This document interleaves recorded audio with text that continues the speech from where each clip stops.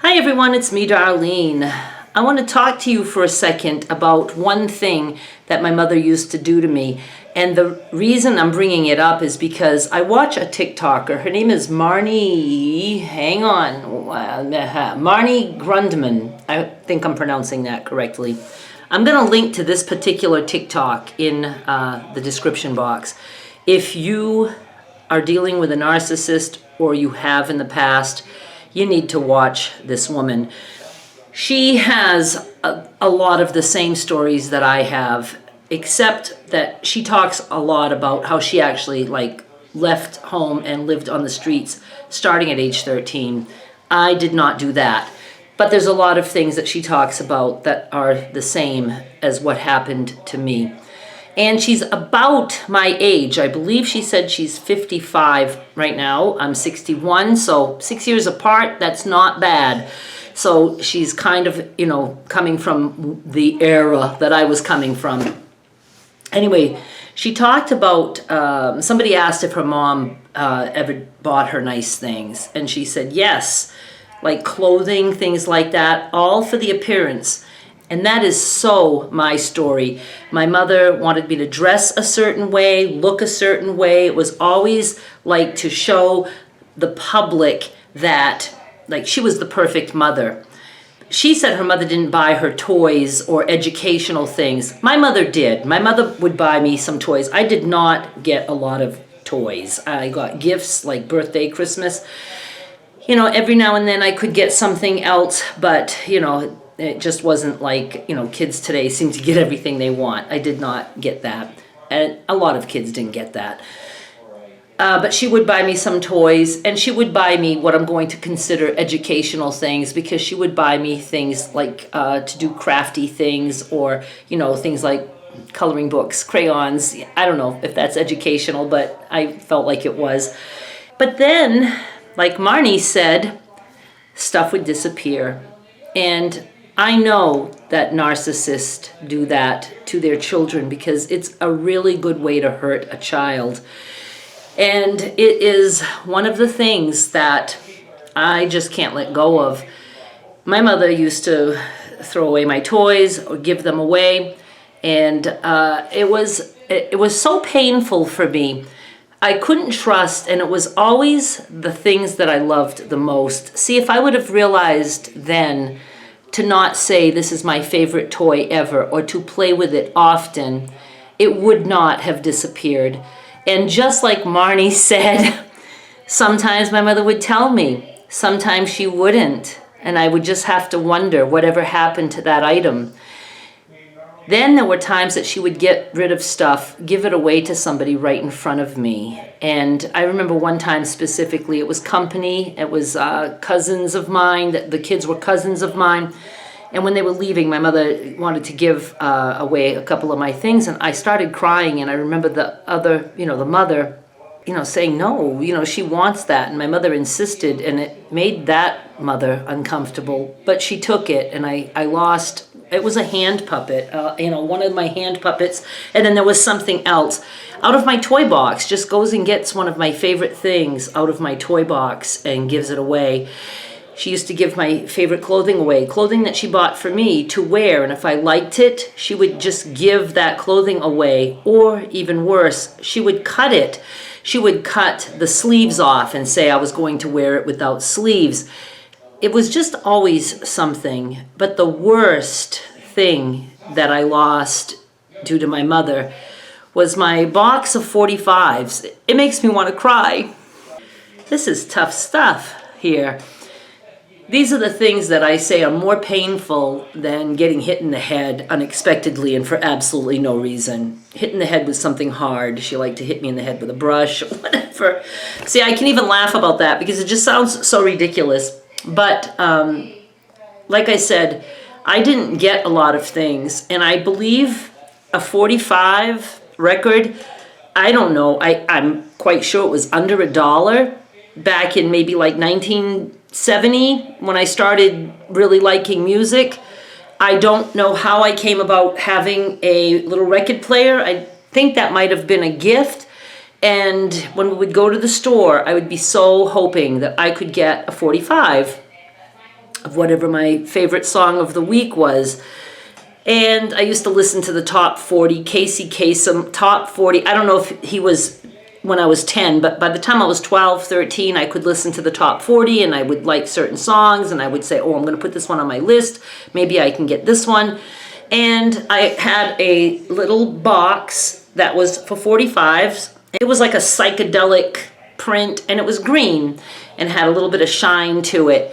And that was like a treasure to me to have that box and to have those 45s. And I got quite a few of them. And I just absolutely loved my collection of 45s. And after, a little while, they were gone. Now, mind you, it was quite obvious that I loved those records. It was like a way for me to escape.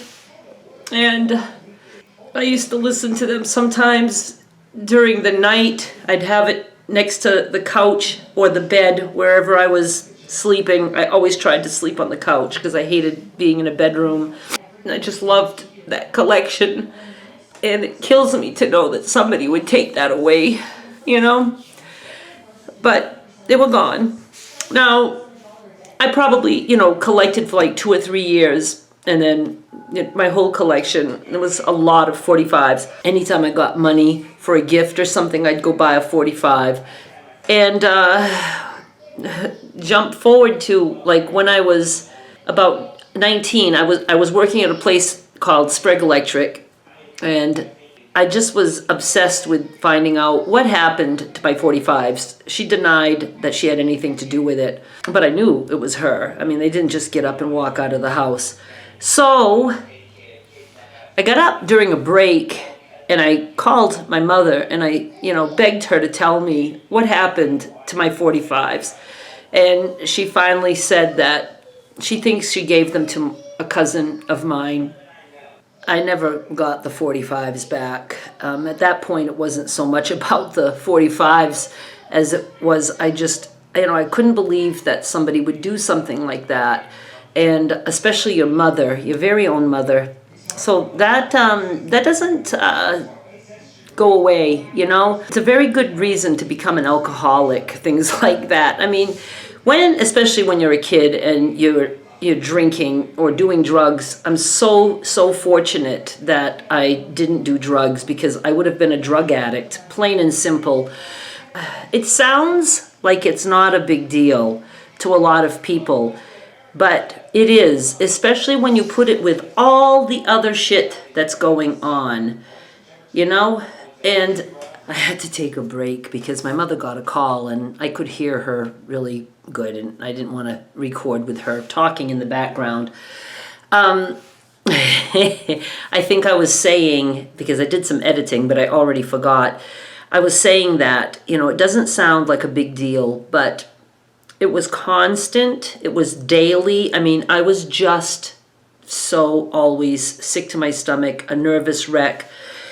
Things like that. It's a terrible way to grow up, the emotional part of it. The emotional abuse is the worst. And again, I know people could think it was just some fucking 45s. Get over it. Maybe you weren't listening to them. Maybe she just wanted them. Maybe she did it by mistake. No, it was obvious to me even then that something wasn't right. I didn't know other kids whose mothers did things like that. At least they didn't tell me.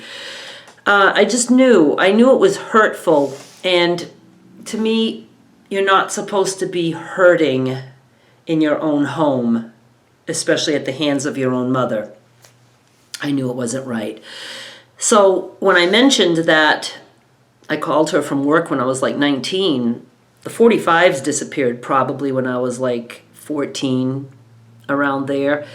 So you could tell it was still bothering me. I had to call her during a break at work when I was 19 years old, 18 or 19, because that's when I worked there. It just was so incredibly painful for me and it just maddening. It was, so maybe now that I've talked about this out loud, maybe I can start to let go of it. But no, I won't. I never let go of anything. It just stays there because I can always feel that pain. I feel that pain. And the the little record player that I had, I just got rid of that during my decluttering. I don't remember if I gave it to Goodwill. I think I gave it to Goodwill. I think I brought it to Goodwill. It just brought back so many memories. So I don't want to talk about this anymore.